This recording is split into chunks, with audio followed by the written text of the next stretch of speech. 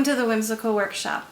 This week I want to cover how my sewing machine is set up, the tools I like to have at my cabinet, and the tools I use to help me be more accurate in sewing.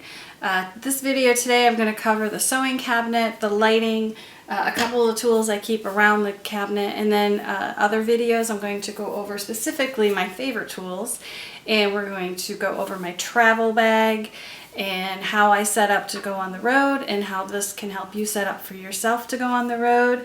I'm going to go over the top 5 sewing machine feet that I think every quilter should have, and how to sew an accurate 1/4 inch and the tools I use to do that.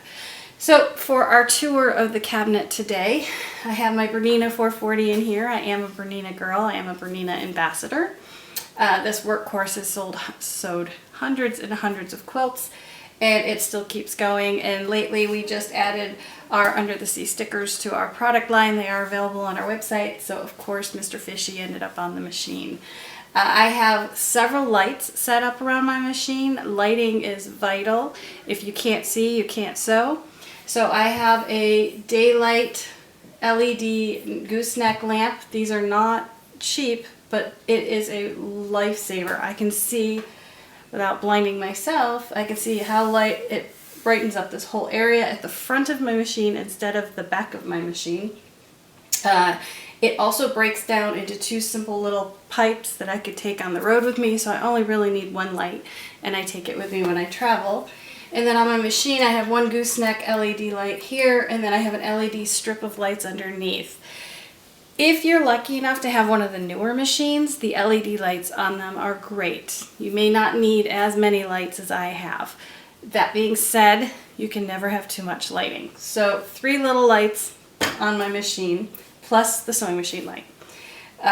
The other things I have here is I have it set up for 1/4 inch seams. That is the main seam for quilting. I use my 1/4 inch foot. I prefer the one that has the little guard on the side. If you don't like the guard, buy a 1/4 inch foot without the guard. And then on my cabinet table, I have the Clearly Perfect Angler, and I have a Q Tools bumper. And I'm going to set these up on a separate video, so make sure you look for it on YouTube or on our social media sites. This is how I sew accurate 1/4 inch seams. It's also how I do 45-degree angles accurately, and it gives me a center line so I can just always have my stuff right where it needs to be. I have been sewing for over 20 years. I started with an Angler 2 when I first started sewing, and I have never had a machine without some sort of gauge on it. I have trouble sewing when I have to sew on someone's machine and they don't have this gauge. It is what makes my sewing as accurate as it is. So I will show you in a separate video how to use those. Some other tips here at the machine. We always have to keep our machines cleaned and oiled and have a brand new needle in it. After every project I do clean out my machine and change the needle. I mean, needles are not that expensive. It will make your sewing so much happier if you have sharp needles in there. So I use my oil from Bernina. Always use the oil that comes with your machine or that the brand agrees with or sells for your machine. Don't use just generic oil in your machine. A lot of times they're calibrated to that particular machine. And then I have these little lint brush. I love these little cheapy lint brushes because they get dirty. They're really inexpensive. I can throw it away and get a new one. And then, I don't even know where I got this tip from, but at Ulta or Sephora or any of those makeup stores, they have these little mascara sampler brushes. They're free. I mean, if you take a handful, they'll probably say no, but if you take 1 or 2, they don't usually say anything. These guys are great to clean inside your machine to get all the lint. All the lint will stick to these. They'll last forever. You can rinse them off, clean them. I have one with the little round knob, and then I have one that's straight. That's all I need, and it's a great tip to clean your machine out.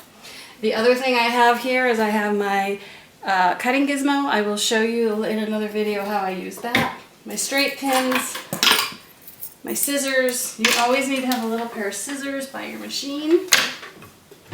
And then the last thing I want to share with you about my cabinet is how I store my feet. So a few years ago, I went to Walmart and I found a bait box.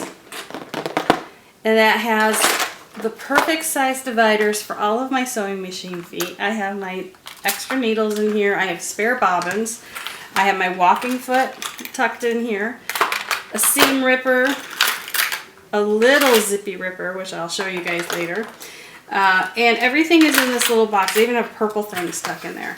So when I have to go to a quilt camp or retreat, or I'm teaching on the road and I'm taking my machine, I can just, it's hard to do it in my lap, I can just pop the lid on, close it up, and take it with me. And then when I come home and I want to put it in my cabinet, because this is how it is when it's open, I can just pop the lid off, put that in my drawer, and I can just put all my feet in my drawer. I don't have to unpack anything. It's versatile, it's inexpensive, it's easy to buy. They have lots of different sizes. So that is a quick tour of my cabinet. If you are not lucky enough to be in a cabinet, you are on a table, or you have to put your machine away all the time. When you do go to sew, make sure it's at the right height that's comfortable for you. Make sure that if your machine is higher, you may have to put your chair up higher. You may need to put your pedal foot up higher. A quickie tip for that is yoke blocks. You can buy these. You can usually find them at Goodwill. You can buy them at Target, Walmart, grocery stores, not grocery stores. Most stores for athletic stuff have them. You put your foot right on top and it will keep it from sliding. And I love having these yoga blocks under my machine because sometimes I do change the angle of how I'm looking at my piece and I have to bring my chair up, and I'm so short and I need that to keep my pedal up off the floor. So that's a quick tour. I hope you've enjoyed a peek at my sewing cabinet. If you'd like, share below your tips that you have, your favorite tools you keep at your cabinet, or how you store your machine when you're not sewing.